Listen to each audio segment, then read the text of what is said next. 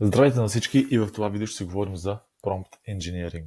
В друго видео имаме как говорим всъщност за Meta-Prompting, но тук е малко по-различно. Какво означава Prompt Engineering?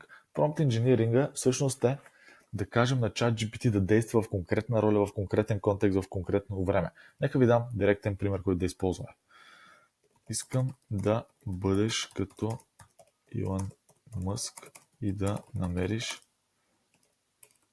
пробойните ми в бизнес мисленето, което имам. Ето сега, тук му даваме. Искам да бъдеш Илон Мъск и да намериш пробойните ми в бизнес, които добре ще играе ролята на Илон Мъск без филтър. Твоите проблеми анализирани по-мъсковски. Така, мислиш в рамките на това, което вече работи. Истинският скок не идва от оптимизация, от преосмислене на самата система. Така, второ, играеш за печалба, а не за господство. И тук в случая ние настройваме ChatGPT да мисли по конкретен начин. Нека му кажем следното нещо. Искам да ми кажеш пробойните в стил Уорън Бъфет. Но, ето тук е сега разликата. Ние не само казваме това, но искам да си максимално груб и безкомпромисен. Тоест тук ние не само казваме да действа като Уорън Бъфет, а му даваме и конкретна функция, конкретен контекст, да бъде груб, да бъде максимално безкомпромисен. Тоест тук той ще бъде още по-навътре. Ето сега ще видите разликата. Ти не си инвеститор, ти си ентусиаст с доход. Ти мислиш като търговец, не като собственик. И тук започва. Портфелът ти е красив, но безгръбначен. Мислиш ли прекалено модерно и това ще те убие. И тук директно. Ето тук може да бъдем по друг начин.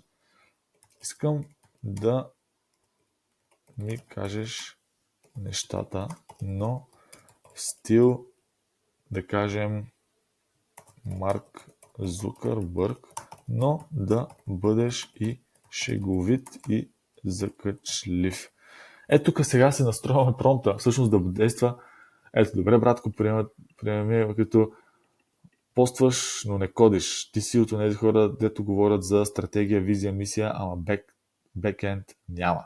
Знаеш колко струва една идея без система зад нея? 0 лайка, 0 продажби, 0 мемет, вселени. И тук виждате как ние може да се настроим по конкретен начин, как ChatGPT да бъде, да действа, да функционира.